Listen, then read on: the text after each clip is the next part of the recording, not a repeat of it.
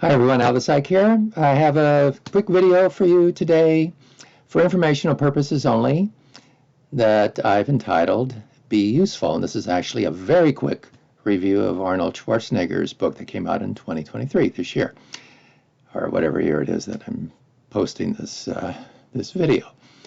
Anyway, I've taken some gems from it, a lot of stuff I like, some things I question, and I'll just present it.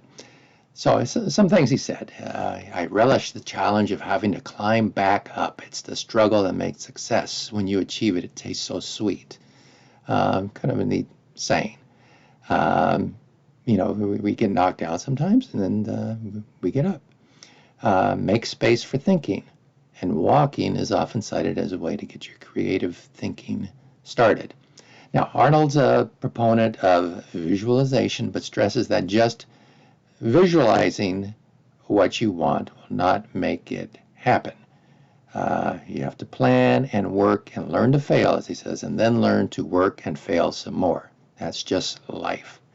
So visualizing is just, one step in the process, basically in the process of being useful. Now, I do question some of Arnold's advice. So, for example, one section is called Never Think Small. Well, first of all, what is small to you may be big to me. Now, you mentioned if you want to be a police officer, strive for being a captain. But in my mind, some people may not want to be a captain. It's like when I started working as a school psychologist, my dad said, why not become the boss, meaning the superintendent. Well, that's thinking bigger, I guess, but not what I wanted to do. Now, I do like that Arnold does say to be good at what you do, to work hard at what you're going to be, and provide some benefit to the community. So there's a lot of things I do like that he says. Now, one thing I question a little bit is, and I know he's been adamant about this, he says, now Arnold talks about no plan Bs. And he goes on to mention that plan B is dangerous to every big dream. Now, I get what he's talking about. Having a plan B can divert your energy away from your dream. He goes on to mention how he was actually offered $200,000 a year by Jack LaLanne, the fitness guru, to be a rep for the Jack LaLanne fitness chain. And Arnold turned it down because his dream was to be a movie actor, of astronomical proportions. And if he took that job, then he wasn't going to have the time to become that movie actor, which he attained. However, in my mind, I'm thinking, what are the odds? If your dream is, so high, and I think back to this old song, Do You Know the Way to San Jose? And there's some a verse and it says, LA's a great big freeway, put 100 down, buy a car. In a week, maybe two, they'll make you a star. And then weeks turn into years, how quick they pass. And all the stars that never were are parking cars and pumping gas. Now, I don't think parking cars and pumping gas is the plan that these people had, or a plan B for them. So if I had been in that position, I wish I'd had a plan B. So I'm just kind of looking more at the masses than at the people that actually make it. It's really easy to look at those who have said, yeah, hang on to your dreams, but what percentage of people go on to be exactly, at some elite astronomical level like, Arnold attained. Yeah, so like I said, there's a lot of big names that have made it, but there's so many people that have made it, but just on a smaller scale, with definitions of what making it means, who are very happy, in what they're doing, whether they're, working in a supermarket, or if they're a teacher, a police officer, whatever. So there's different definitions of what making it means, and then that brings up a whole nother subject about happiness and things like that I won't really get into at this point. For me, when I was younger, I vacillated between, okay, am I going to be a firefighter or a psychologist, and I was, studying both, taking classes in both areas. I was thinking about maybe firefighter to EMT or, a paramedic, something along those lines. And actually, as interesting as it would happen is that both opportunities arose at the same time, and I had to make a choice. But I had a plan A, plan B. They're actually kind of both plan A's because I wasn't sure what I was going to do. Now, something that I did like was Arnold suggesting owning responsibilities for your actions. And he referenced when he was running for governor during the recall election, a journalist brought up a video of a wild video that he did for Playboy, and he owned it. He didn't shy away from it. He said, yeah, that was such a great time. And he said that because it was. He didn't try to run from that. He accepted the responsibility.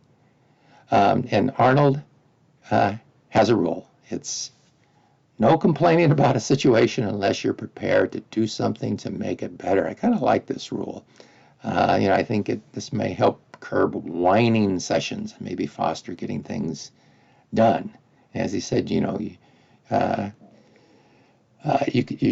don't whine a dream into existence. You work to make it happen.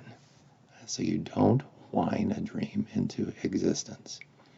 It's interesting how some people have similar mindsets. He mentioned how his father suggested that he, Arnold, should just chop wood instead of lifting weights and being a bodybuilder. And I kind of resonated with me because it was, I would watch Jack LaLanne, the fitness guru, when I was real little, I'd watch it with my mom, and my father would say the same sort of thing that Arnold's father says, why doesn't he just go in construction and get a workout that way? Working in construction, save time. It was the same sort of mindset, but it kind of took away from the dream, right? Now, Arnold seems like he has somewhat of a Stoic philosophy, as I read on and on in his book. And his book is an easy read, by the way.